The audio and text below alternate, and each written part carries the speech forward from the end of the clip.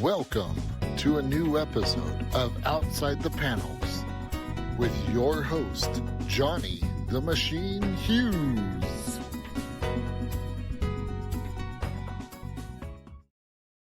Welcome everyone to another episode of Outside the Panels. I'm your host, Johnny the Machine Hughes. Joining me this week is the creator and writer of probably one of the most sexy, sultry books over the recent months. It's a perfect description of the writer-creator himself, Mr. Charles Ardai. Charles, how's it going? It's going great. If I knew I was supposed to be sultry, I'd be wearing less. Yeah, it's a family show. Yeah, I don't know that would improve matters. But thank you for saying that. We definitely hope to give readers a little taste of sexy, sultry film noir stylings, and I appreciate that in our background right now you have Adam Hughes's take on Joanna Tan. You can't quite see her face, but you can see her arm and her gun. And don't worry, we've got some. We can see some later. Don't worry. You can, yeah, exactly. So all is great. How are you doing?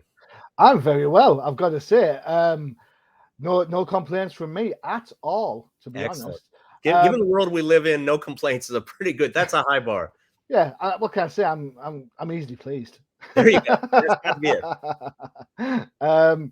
So what's it been like for you? Because I mean, Gun Honey came out, and saying it is sultry, sexy, noir, violent in places is a bit of an understatement. How were you blown away with the success of the book? I want to call it a roller coaster ride, but I can't, because roller coasters go down also, not just up. This is like a rocket. You know, when I put together Gun Honey's probably the 20th title that we've done in the line we call Hard Case Crime Comics, which we partner with Titan Comics to do. And Titan Comics is phenomenal, and they're known for some very, very successful books. They do Doctor Who, they do Blade Runner.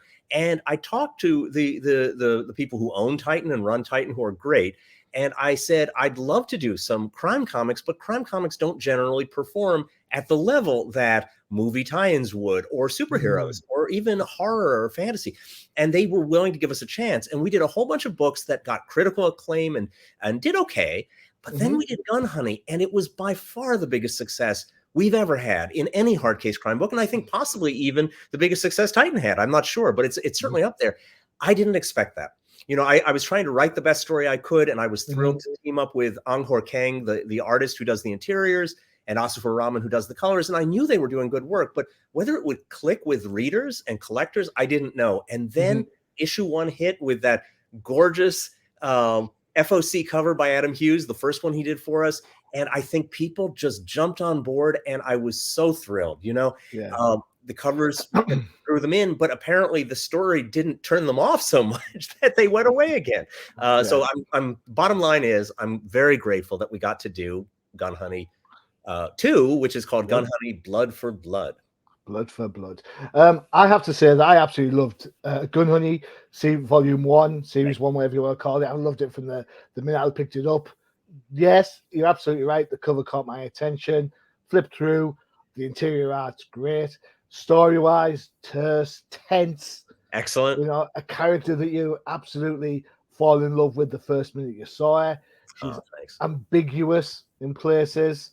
You get that first series is kind of like getting to know Joanna in the past, isn't it?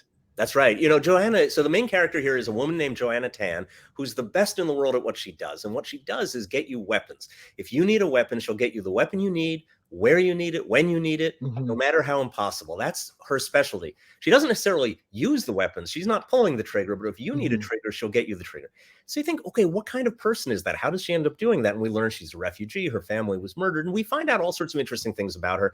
And the initial storyline is very much about her coming to terms with her past. Who was it that murdered her family? Well, the question then is, what do you do for series 2? I didn't know there was going to be a series 2.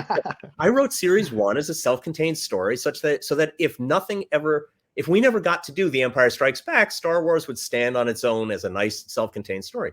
Okay. Right? You know, like when in 77 you watched Star Wars, you thought, okay, well, Darth Vader's TIE fighter goes spinning out of control. But other than that, it's basically done. The story is finished, right? The Death Star is blown up and the Empire's gone, right? That was the idea. Hopefully. And 2 years later or 4 years later, you have to have a second story. So the question was, what's the second story? And I was thinking, there's this little panel toward the end of the first Gun Honey series where you were in a secret government facility, and I won't give away a spoiler, but there's someone who gets killed. Yep. And Joanna's not unhappy that this person gets killed. It feels like justice to her. But one of the people watching that happen doesn't think it's justice. This is someone who thinks the woman who got killed wasn't justly executed. She was murdered. Yep. And this person now has a real grudge against Joanna, because as little as Joanna liked the dead woman, this person liked her quite a lot. Yeah. Okay, you can get a story out of that. And so I wanted Joanna to go up against an adversary who was just as smart, just as clever, physically larger and stronger. This is like Rocky Balboa against Dolph Lundgren in Rocky IV, where Sylvester Stallone is staring at Dolph Lundgren's pecs because Joanna. Thank you. Yeah. And so what does Joanna do to survive when there's somebody out for blood who feels self-righteous? She has got a good claim. She's got a reason that she wants to make Joanna suffer. And at this point, so the second story is really Joanna under the gun the whole time, the first page. And it's a harrowing, I hope, if it goes well, it's a harrowing story of Joanna having to survive, in issue 2. So issue 1 is out now. Yes, you want. Yeah. Good. Get down the store, go buy it. Go buy it. Issue 2. So issue 1 ends with a cliffhanger. Of course, our issues always end with cliffhangers. And she's going to have to, in issue 2, in the first 7 pages of issue 2, she's going to have to escape 3 times from 3 different captors. That was what I set myself as a challenge. This sounds like an episode of 24. That's right, actually. Not that different. We're working to try to turn it into a TV show. I don't know if it'll work, but we're working to try to turn Gun Honey into a TV show. And the people we're working with, the producers, did the Asian version of a show called The Bridge, which was very much like 24. Every episode had cliffhangers and very tense and very exciting and dramatic. And I think they would do a great job with. I hope it gets in front of a camera sometime. Yeah. It's an interesting premise from the get-go. You're not supposed to like Joanna. She's a crook, she's a bad guy. But we know in comic book histories we love the bad guy, especially when they're super hot. I mean, you've got Black Cat, you've got Catwoman, absolutely, the White Queen and the X-Men. All those characters we gravitate towards at some point. Oh, absolutely. Even Batman, if you think about it, is not exactly an avatar of good. If you think of Dungeons and Dragons alignments, he's not a paladin, right? I'm not sure what he would be exactly. That's an interesting conversation for another show. But, you have these tough, or Harley Quinn is another character who's clearly bad, right? And everyone loves Harley Quinn. So part of what we're doing here is the sexy bad girl, but part of it is also trying to actually get into the head of this character and figure out why would you choose this line of work. And her father, her mother died in childbirth. Her father was a criminal. He was he lived in Singapore and he ran guns and blackmailed and loan sharked and did that sort of thing. He brought her up as best he knew how. All he knew to teach her was criminality. So he taught her to be family business. That's a family business, exactly. And so you do what if your father's a baker, you learn how to make rolls. If your father's a criminal, you learn how to disassemble guns and hide them in small places. That's what you do. There you go. Don't see that set of skills on a CV. Not so right. Much. Let's do some credit where credit's due. Okay. There we go. That's the cover we're looking at. Now that's beautiful. And so she almost looks like Audrey Hepburn. I love the turban. It's you won't understand why she's in this outfit. It's kind of a showgirl outfit, almost a Las Vegas showgirl outfit. And that first appears in this storyline at the very end of issue 3. So just trust me, it'll make sense. It's not completely out of left field. It's not. I don't mind. You can be out of left field if she looks like that. That's all I'm saying. It's like Princess Leia in the gold bikini. That's what I'm thinking. Right. Nothing wrong with the gold bikini. Nothing wrong with feathers. And here, the funny thing is, it looks very demure. I don't know. To me, it looks demure. It looks like you're not really seeing all that much that you aren't supposed to be seeing. But if you look at what's behind the gun, you're seeing a fair amount. So Adam Hughes is great. He always gets away with showing more than I think almost any other artist. Yeah, it's a clever. For when I first looked at this, Adam Hughes is normally known for sort of painted photogenic stuff. Yeah, that's true. And this, whilst the pose and the element is part of the story down the line, seeing something quite as original as this is a little bit out of left field for Adam Hughes. How did you manage? Was there a conversation between yourself and Adam to sort of get the idea, or did you just kind of give him Well, free rein? Adam, the way I work with Adam, who's wonderful, is I describe. I don't even describe anything. Basically, I say we need a cover. Could you do one? And then if he says yes, I let him do whatever he wants. But the specific idea he had at first, and you can see it moved a little bit away from that, but you can see some of the germ in there. Was he's a big fan of the classic movie poster painter Bob Peak. All right. Okay. Now, Bob Peak did a number of posters for the Star Trek movies. He did the famous poster for Apocalypse Now.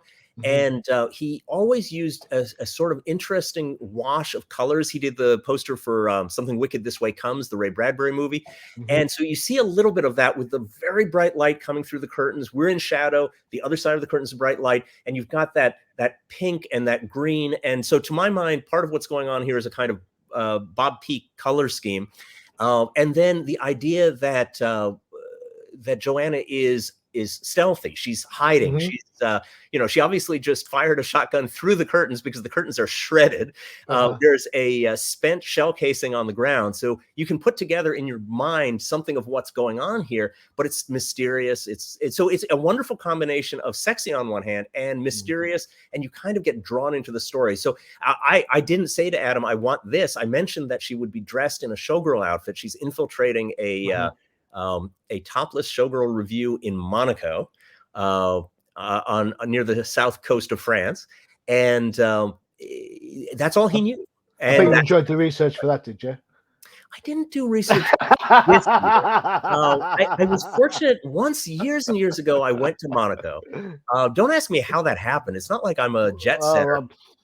Go ahead, ask me. You can ask, but I don't remember any longer. It was many years ago, at least 10, because my daughter's almost 12 now, and she wasn't alive. She didn't exist yet. So it must be at least 12 years ago. And I was in Monaco, and there's a little theater down by the water. And what I saw there was a magic show, a bunch of magicians, but there was a poster out for the Crazy Horse Dancers, and I thought, well, maybe when they're not doing magic shows, they have these topless reviews like in the old days. And so that was the idea behind this. Okay. Well, she's gun honey. She gets hide weapons wherever. I'm really curious where she managed to hide that rifle. It's a good question. There's a crate under her foot, so maybe it was in pieces in the crate. I think we can guess that. I don't think there's any anatomical solution there. Yeah, let's not delve too far into that. That would be an example of what not to do. Yeah. Yeah.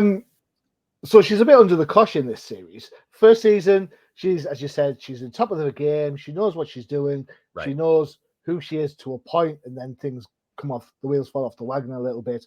This time she's under the cosh. What is it, do you think, that makes characters who are under that sort of like pressure so interesting to us as readers?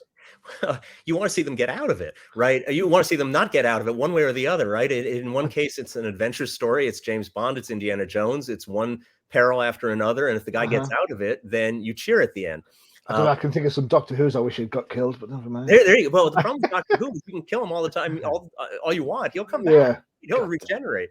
But so the other side is she might not get out of it. So you see that with, again, no spoilers, but with the last James Bond movie, you just assume James Bond will always get out of it. Yeah. If once you have James Bond not get out of it, well, I'm sure he'll come back, but it's dramatic, it's tragic. And so I always like the idea of walking the line between adventure on one hand and tragedy on the other, because you realize if the person is, walking a tightrope over Niagara Falls, if she gets to the end, that's adventure. If she falls, that's tragedy.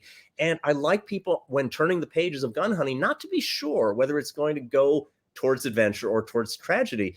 So for instance, we do meet characters in this book. Even in the first issue, we meet a character that we might think is an important character. We might think he's going to have a long life ahead of him. Not so long. He's killed in quite a gruesome way relatively quickly after we met him. And so I want to keep people on their toes and wondering, will even the main characters get through this story intact?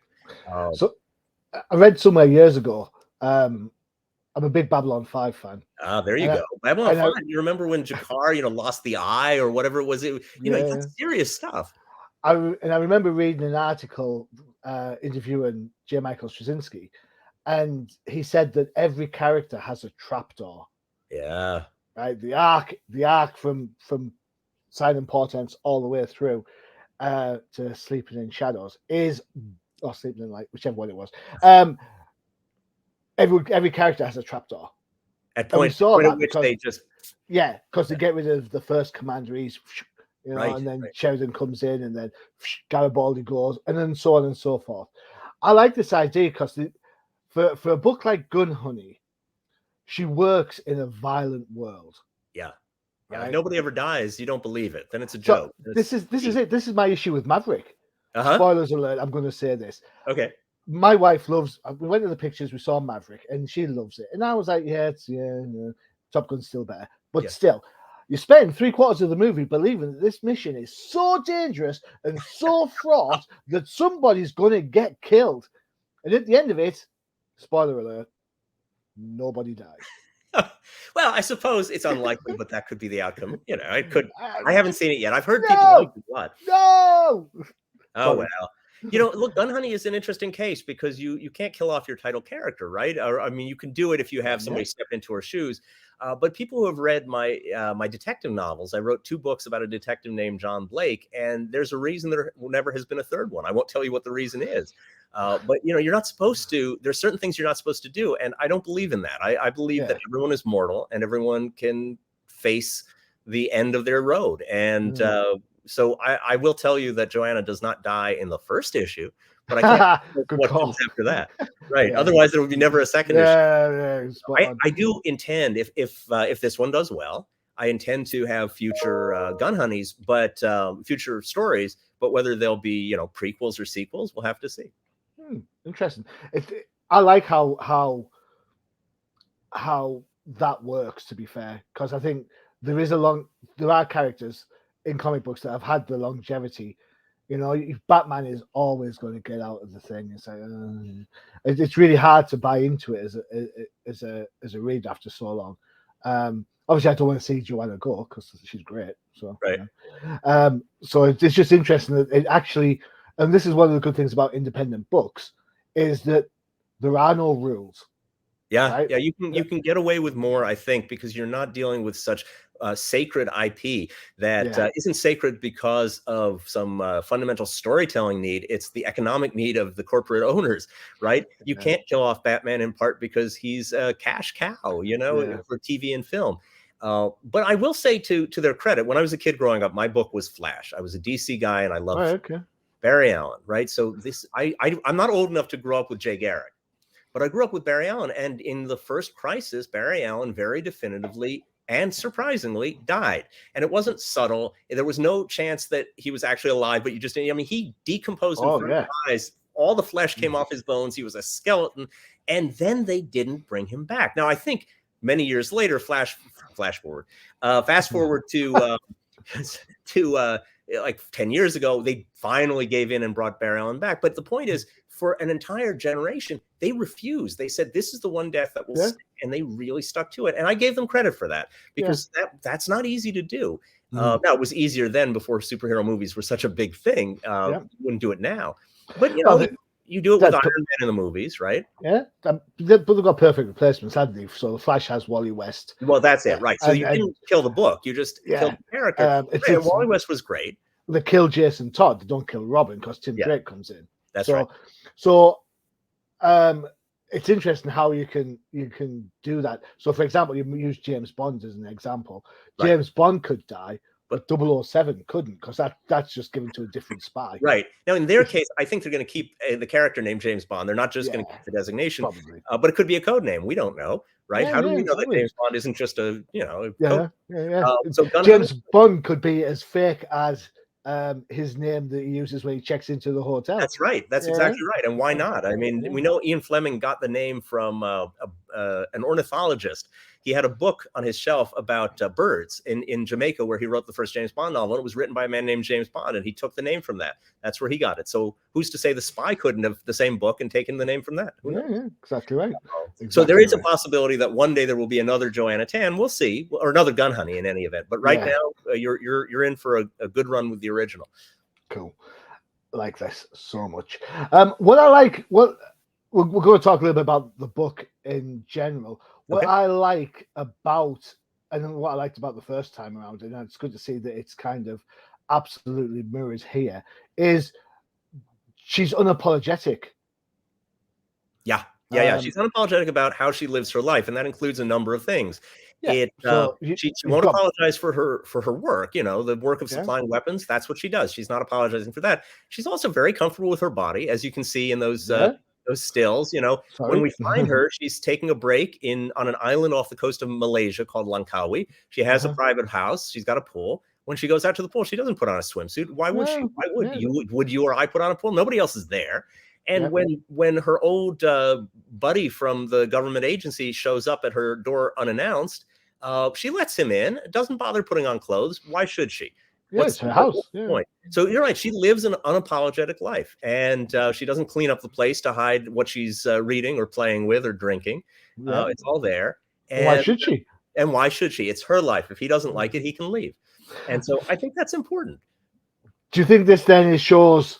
Because if it was a male character doing that, you'd expect, like, so for example, I know it's someone like Lobo or Wolverine. You'd expect them to have bottles of beer and a cigar, right? Yeah, Wolverine, exactly right. Got a cigar. So is this your kind of stance by saying, look, if men can get away with it, women can do what they want as well? Is this absolutely your interpretation of how a strong woman would? I think there's no right or wrong way to be a woman, just like there's no right or wrong way to be a man. Having said that, this is somebody who goes around the world one step away from death, and that kind of life, leads you to take your pleasure where you can and appreciate the moment, because you don't know how many moments you have left. And if anyone doesn't like it, the hell with them. And so I think that's going to be the case whether you're a woman or a man. And Joanna is going to live her life the way she wants. So remember, her entire family has been killed. When she was a teenager, she lost everyone she cared about. She lost her country. She had to relocate to a new country, make a new life for herself. She's been successful, but who knows when she'll have to do it again. She's basically lived as a fugitive for a long time. And so I don't expect this to be somebody who's going to be timid or bashful or fake it if she doesn't feel it. So if she's by herself with nothing but a cat for company, and she's in Malaysia, she'll have hard case crime books scattered around, because she's not going to pretend to read the latest literary things, and she'll have a vibrator, because why shouldn't she? So all of that is there in the art, and we don't make a big deal out of it. We don't have dialogue where they talk about it. It's just that's how she spends her time. And I think that's a credit to your writing, because you kind of got to turn around and say, this is the character. I'm not going to apologize as a writer. This is who she is. I'm not going to kowtow. This is how she acts. Exactly. If the reader likes it, if the reader gets into it and likes her as a character, then you know what, they're going to keep buying the book. If it's not for somebody, then fine.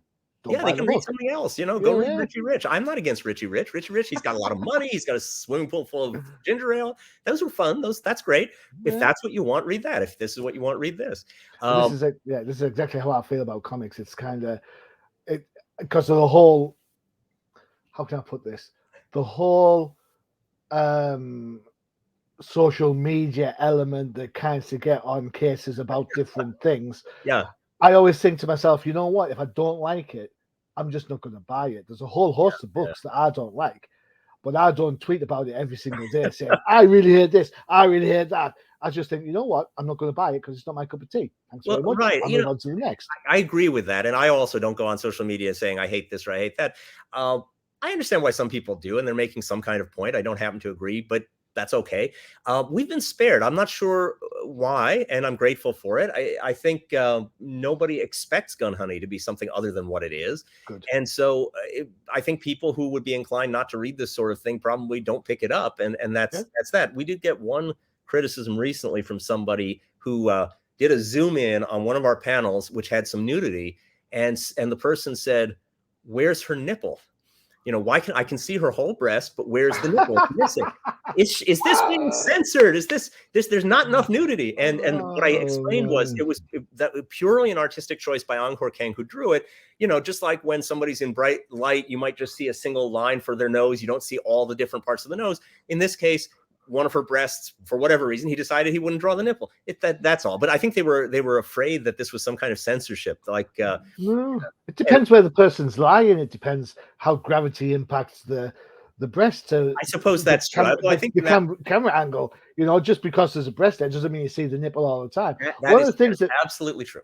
One of the things that narks me about Cheesecake Art is that the way that they break the backs of the characters, so you can see the predominantly female character, admittedly, you see the female's bum and you see a breast at the same time. That's a very hard. Yeah. Unless someone's a contortionist, it's very hard to work yourself that far. So if you've got a character that, like Joanna, who's lying down, because she is lying down in the panels we've just seen, you know, in the camera angles from the top, you're not going to see everything. Oh yeah, from the top it's fine. Even they didn't complain about that. There's one where she's sitting up, but it's not a big deal.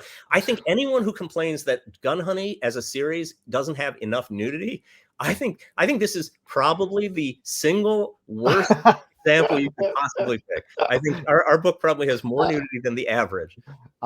Yes, certainly than the average. It may have more nudity than any other series out there now. Yeah, I'll go with that. Which is fine, you know. Not every series is like that, but ours is. That's why there's 57 varieties, isn't there? That's why, exactly. Right, we're going to take a quick break for our other shows before we get into some more Gun Honey shenanigans. He says, putting my teeth in. Where should we go? I tell you what, we'll go with this one. This is one of my favorite ads of all time that we do. You never know if you get a TV series deal out of this. You know what? You might get a Joanna Tan figure. And if so, she'd be on this show.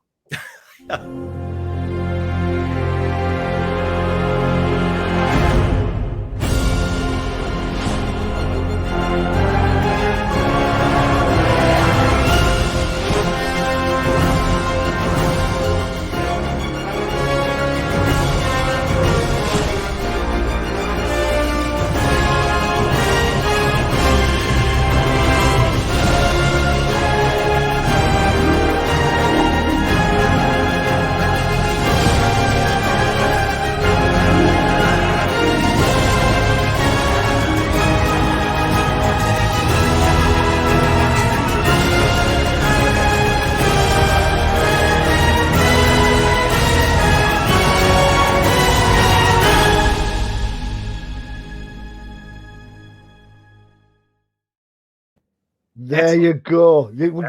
That brought back so many memories. You know, I just watched the original Ghostbusters again for the first time in forever. And seeing those devil dogs breathe fire out of the haunted refrigerator, that's good stuff. Excellent. So you never know, a Joanna Tan play set figurine with guns hidden all over the place. When I was a kid, there were the Adam West Batman figures, I think from Mego. And there was a Bat Cave, and I just fell in love. I didn't have it; I couldn't afford it, but it existed, and I would see pictures of it. So yeah, a Joanna Tan set would be possibly too adult, but it would be fun. Yeah, I'd go for that. What was that? Mine was I had the Kenner original Millennium Falcon. Oh, that's great. My wife had cousins who had it, and I think there was a lot of envy there because that's great. That's the big one, the one that was like this. Yeah. The back comes off, and you play chess, and you had like the panel that came up, and you could hide figures inside the storage compartment. I didn't have much, except I'm not trying to make people feel sad for me, but I found a battered Luke Skywalker figure with the lightsaber in his arm. Oh, the original, right. Somebody lost it at a shoe store, and I found it, and I took it home. So I somewhere that still exists. Yeah. And possibly a little tiny Yoda with its the plastic snake around its neck and a Geimer stick. Does anyone remember that's what Yoda's stick was called? The Geimer stick. Yeah, there you go. I remember. I'm all about that. Star Wars was my jam when I was a kid, man. Oh, excellent. Me too. Star Wars and Batman, that was where it is. Not much has changed. He says, wearing a Star Wars t-shirt with Batman tattoos all over the place. Excellent. Oh. Why grow up? Why? Exactly. Why? It's overrated. So, yes. Let's talk about Gun Honey. So, Joanna comes back. So does Brock. Brock, yes. Brock, so his partner in her partner in Not Crime. Yes, exactly. So Brooke Barrow is a government agent, and in the first series, he's teamed with Joanna because the government agency doesn't trust her to do what they want. So her job is to track down an escaped criminal from a high security prison and bring him back to jail. And she is a rogue and a renegade, and she doesn't want to do it. And so they say, you're going to work with Brooke Barrow. And have a grudging relationship at first, reluctant, and then they come to like each other. In this story, Brooke comes in and finds her, tracks her down where she's hiding off the coast of Malaysia, and says, someone is framing you. Someone has broken into a mansion in Montana, has killed someone using a gun that she left behind, using your MO. And I took the gun out of our evidence room, and here it is. And he shows it to her, and she says, wait a second, Brooke, I know the man who made that gun. He's just 90 minutes away from here. He's in Johor. And he says, well, I'm going to explain to you who I think is doing this. It's someone who used to work for me. And because it's someone who used to work for me, I can't ask anyone in my organization to track her down. But you better do something, because she's framing you for murder. And I think it's someone who has a big, serious grudge against you. Now, we won't entirely understand why she has such a serious grudge against Joanna until issue 3. We'll figure it out then. But what we do know is someone is framing her for murder, and it's going to get worse.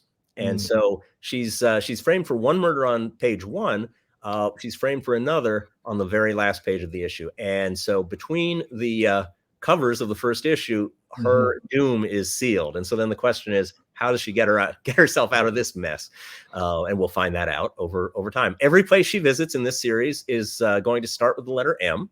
That wasn't intentional. I just discovered it after the fact. She's oh, don't say that. I'm going to Mexico in 10 days. Oh, excellent. No, you should do it. So Montana, Malaysia, Monaco, and she goes to Milan. So there you go. Everything's in M. I don't know where she'll go in the next one. Oh, Mr. Yeah, Mexico. No, wouldn't it be great if you saw her on the beach? That'd be nice. Yeah, my wife would not be pleased if I saw her. You don't know. They might get along. Yeah. So you've got a female hero or anti-hero. You've got the government stiff, as it were. Right. That's right. Right. Big guy. There is a temptation there. Yeah. Right now, I don't want to know spoilers, because if stuff happens, I want to read it. I don't want to hear it. I want to read it. How do you fight the temptation? Because there's going to be. Well, she's an attractive girl to start with, and he's not exactly, bad on the eye either. Right. Yeah, so you kind of takes after you, that big guy, right? Oh yeah, he's going right after this beautiful mug. If I see issue 4 and there's a dude with long hair in, I know who to blame. You know who it is. Exactly. Right. There's a temptation for the two to get together. Yeah. Here's the way you fight that. It's the Raiders of the Lost Ark solution, right? You never let them slow down long enough.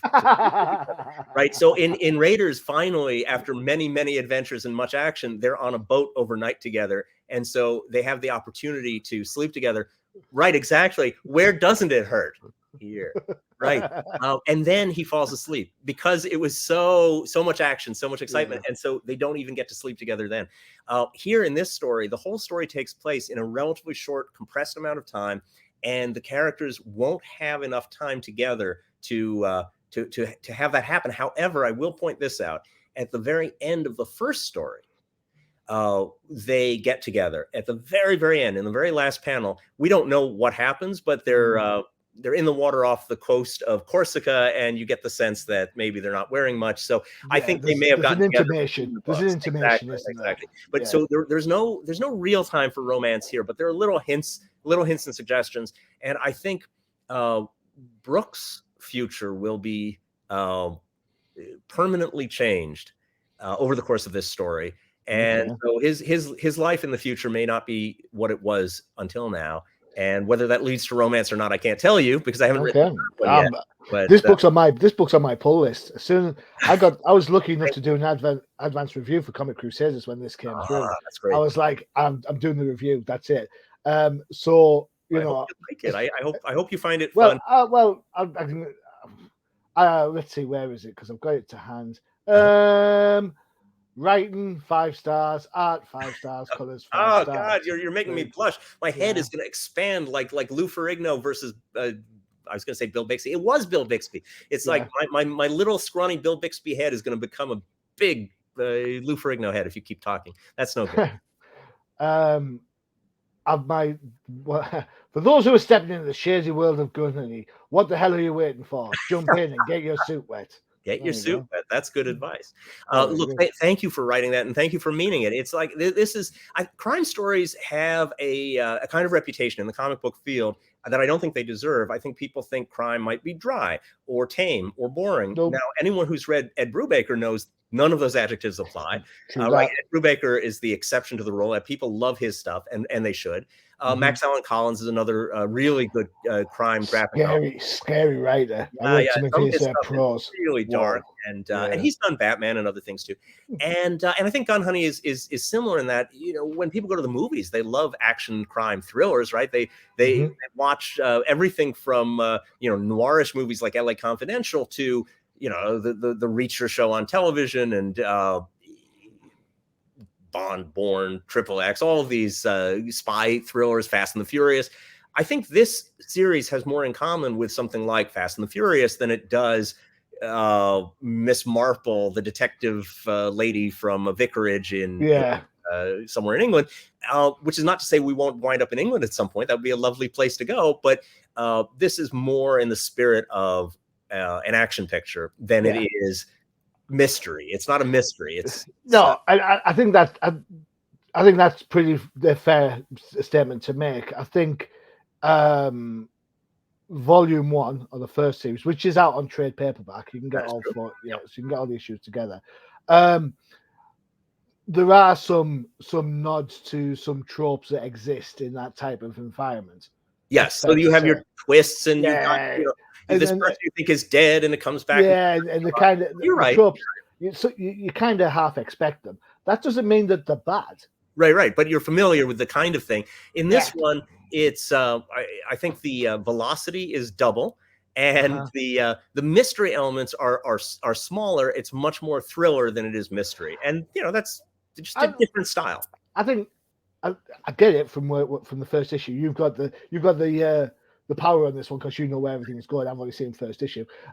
What I will say is that even though the first series dealt with her family, this feels a little bit more intimate because it's aimed at her directly. Yeah. There was no one specifically targeting her. At one point in the first series, we thought maybe there was, but it turns out there's nobody who was actually gunning for her. There were people who wanted things from her, but there was no one trying actively to kill her. In this series, that's what somebody's trying to do. And there are definitely some pretty intimate moments. And I don't mean that as a joke. I mean, there are things that are sort of dramatically intimate. Yeah, and that's what I meant. I hope people feel it that way. I hope, I want people's palms to sweat. I want people to breathe harder. It's funny because the twist in the first issue of the second, the Blood for Blood, the twist, you mentioned the character that pops up, the gunsmith, as it were. I was surprised. I was kind of thought, I was like, hey, look, she's getting like a Scooby Gang to right, a supporting character. It's like boom, but that went south pretty sweet. That went south, specifically South Dakota. That joke will make sense once you read the book. That cover is an Art Germ cover. I've loved Art Germ's work for years and years. I love Art Germ. First time he ever did anything for us, he wasn't there for the first series, and we were lucky that we were able to fit into his schedule this time. And he had the idea of being very literal, and he said, okay, there's a gun and there's honey. And so she's covered from head to toe in dripping, gooey honey. And when some people saw this cover, they said, well, should we change it so that it's water? Will people be grossed out because it's honey? And I said, no, don't be silly. See, every comic book has done like a person in a swimsuit with water. Water's boring. You've never seen honey. I've totally missed the honey bit because to me I thought it was a James Bond. I thought it was a James Bond homage. Goldfinger, yeah. She's covered with the sticky stuff, and here the sticky stuff is honey. Yeah. Thanks for clarifying what the sticky stuff was. Yeah, it's important. It's important. Now, I wouldn't fire that gun again if I were you, because once you get honey into a gun, I honestly don't think it's going to work very well. But who knows? Maybe I'm wrong. What do I know? Have I ever fired a gun that was covered in honey? I have not. You say that, but that's right. You don't have to trust me. You writers do your research. Exactly. I found a bunch of guns. Ang, who does the interior art, also has found a bunch of guns, and so we trade gun information. It's not like we have our own arsenal at home, but we have lots of links. And so it's like gun top trumps. Yeah, that's it. Actually, six chambers, 8 chambers. That's Don't. it. There you go. What about this? And this is the world's smallest gun. This is the world's, and so there's a gun which we may use in a future gun hunting, but I found it too late. That looks like a cell phone, and then you unfold it, and it turns into like a 2-shot Derringer. But the idea that you could have this thing in a cell phone holster, and you pull it out, and it looks like a cell phone, and it's a gun. That's kind of irresistible. And then, of course, the classic is back in the days of spycraft in the Cold War. You had lipstick guns where you would turn the bottom, and a bullet would come out. Pretty good. Saturday Night Special. Yeah. Well, though Saturday Night Special was just a handgun in New York, right, in the 70s. Well, but different Saturday night. Yeah, indeed. All right. So the cover that I affectionately call the Airwolf cover. Yes. So now Gun Honey, this is a French illustrator named Romain Hugo, and he did 2 versions of this cover for us. First is this one, which you can show on YouTube, and the second is one you can't, because it's the same exact pose, same helicopter, same water, same trees, but she's naked. She's not wearing a bikini. And that one we're selling in an opaque plastic bag, sealed, so that no one will get shocked or offended on the newsstand or in a comic book store. But it's terrific. I mean, he's a phenomenal artist. Romain is himself a pilot, and he is famous throughout Europe and Asia for painting 2 things: beautiful women and planes or helicopters. And that includes both modern and vintage, like World War II fighters. And his aircraft are stunning. I mean, and all the details are right. He flies these aircraft. And I seem to remember that when the Top Gun Maverick folks were doing pre-production, I think they may even have gone to him for some visualization. I'm not sure. I'm not 100% sure, but I thought I saw something on his Instagram feed that suggested that he might have been involved with Top Gun, and he should have been. I don't know anyone who can draw aircraft like he can. It's funny that we've got a girl in a bikini with a gun, and you talked about the helicopter. Well, there is a helicopter in the story. The helicopter is important, but you're right. I think more people are going to have their eyes drawn. Probably people are human. Some people are looking at this going, "What? There's a helicopter in here?" Right. I thought that was just a big hat. I'm glad he was able to fit everything in. I was worried that we wouldn't manage to get the title in, but we got it in. I love his work. I really do. And the funny thing is, his books, he's published at least 12 books of art. Some of them are, I think, are sequential storytelling graphic novels, and some are just pinup art. Not just, that's wonderful, but without a story.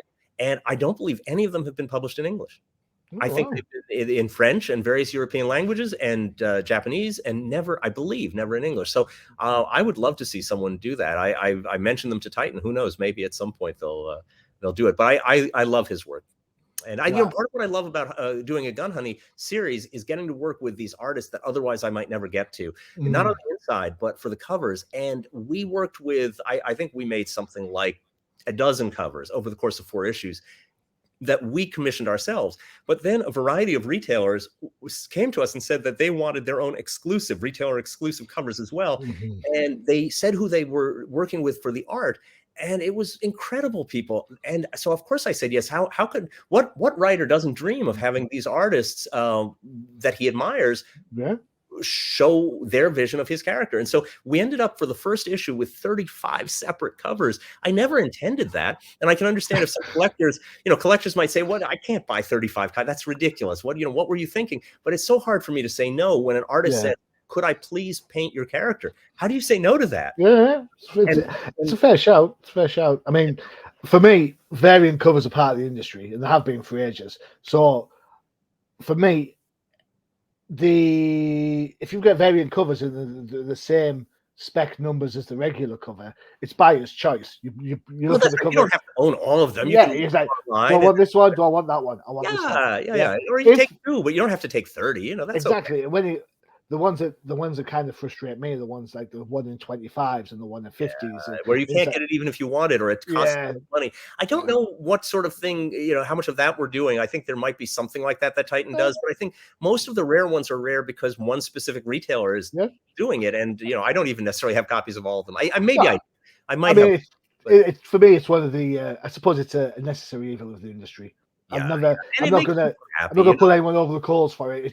It happens. Exactly. It is what it is, as they say. But I was just like a kid. The proverbial kid in the candy store, where it's one jar after another and delicious things in it. So I would see these covers and they would just come in, and each one was more gorgeous than the last. And it feels like opening a Christmas present for me. Yeah. And I say, oh, I would never have even dreamed of painting Joanna like that. What a wonderful idea. Warren Lowe did one that was just gorgeous. And he did it in 2 versions, with sunglasses, with no sunglasses. Will Jack did one. I can't remember everyone who did one. Forgive me. I apologize if I'm forgetting names, but really stunning covers. Yeah. Well, you've mentioned his name a couple of times, but a big shout out has to go to An Ho Keng. Yes. How did I do? Did I do all right there? I believe so. Now, we do most of our interaction by email, so pronunciation is not necessarily my strong suit. I apologize to him if I'm getting it wrong, but I say Angkor Keng, and he has not corrected me. Cool. Excellent. He's in Malaysia. He lives in Malaysia, which is handy because that's where Joanna's from, that part of the world. And so I know that anytime we have a scene in that part of the world, it'll be authentic, which is nice. A U.S. artist is less likely to get the details right. But we've worked together now for 8 issues. He's doing the inks now for issue 3, finishing the inks. We're down to the wire because he has to finish them by the end of this month, and today is the end of this month. So I think we're going to get a few days. We'll be a few days late. We'll try to catch time zones. Blame the time zones. Yeah, that's true. It's 12 hours difference. Yeah, exactly. It's only like 4 p.m. his time, 4 a.m. his time. He's got plenty of time. Plenty of time. He'll be fine. He's phenomenal, and he works. The wonderful thing, which I love, although I think it makes it harder for him, is he works traditionally. So when he sends me snapshots of his work, they're actual snapshots of a drawing board with a ruler and pens and paper. As it's not digital. Now I love digital art. There's nothing wrong with it, but I love the idea that Joanna's being drawn physically. You can almost see the sweat, the physical sweat that goes into getting each line of a crosshatch just right, and the precision is so beautiful. So I admire what he does. It reminds me of Frazetta. It reminds me of all these old last generation artists. And he's a young guy, but he works the way the old timers did. You pictured Kubert or somebody like that sitting at the drawing table in his short sleeves and sweating as he minutely draws in the details. I love that. I've got to be honest, I absolutely love the art. Thank you. And I think when you read the book, it feels different. You can. I didn't know it was painted. It was drawn old school. Yeah. But it just looks. I don't know. To me, it reminds me of old British European comics. Yeah. Some of the old like Modesty Blaze comics. Yeah, very much so. Yeah. It's got its sassiness and it's sexy and it's got the dark colors and all that sort of stuff. But the kind of the layout reminds me of that so much. And I think you can't recreate that digitally. It has to be a kind of you've either read it or you've kind of absorbed it, and then that's what you're going for. I think digital art. I'm like you. I like all sorts of forms of art. I think digital can be too perfect. It can be, So here's the interesting thing: the black and white, the inks are done manually, the old-fashioned way.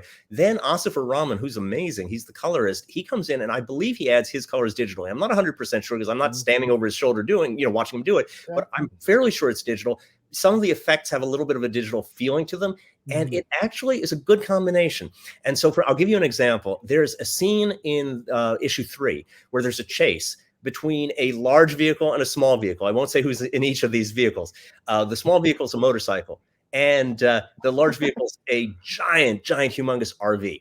And they're on a highway in the American West, and there's a scene that's beautifully drawn, where the inks are beautifully drawn, where you've got the giant RV chasing the little motorcycle across this Montana or South Dakota landscape. And the thing is, it's easy to lose when you've got a distant panel. It's easy to, the RV against the background of cliffs and rocks and so on.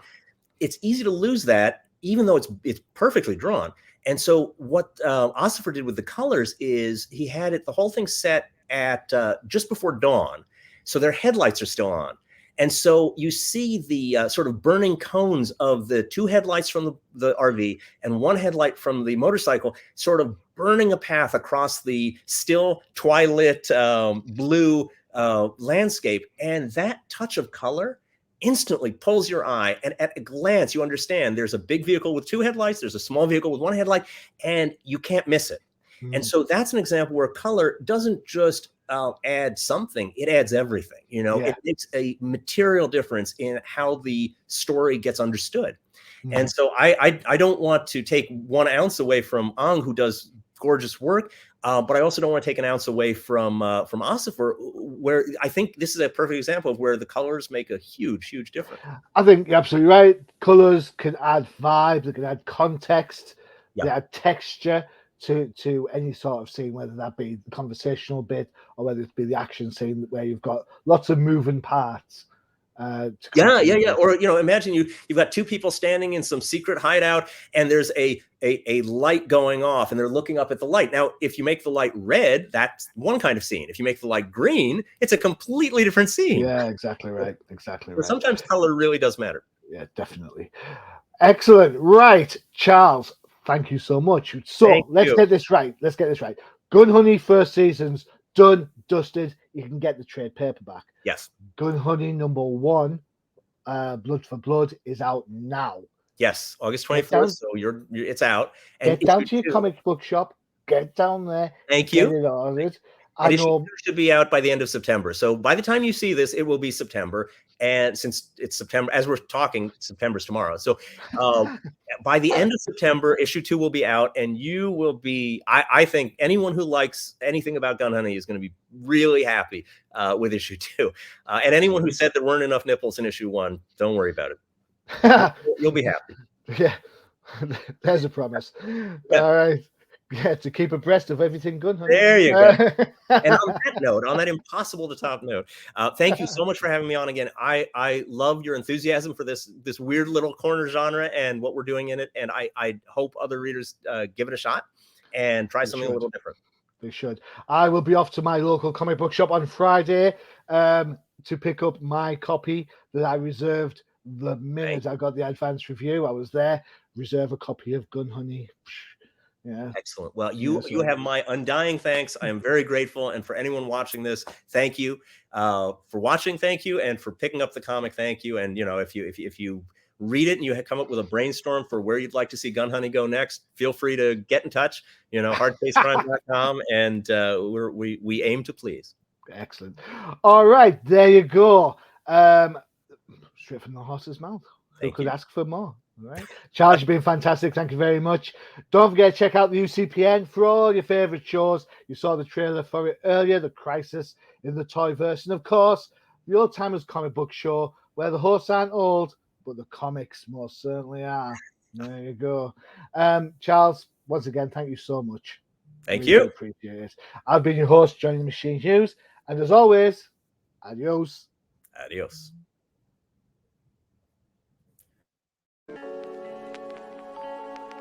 Visit undercovercapes.com for the latest and greatest podcasts via the Undercover Capes Podcast Network.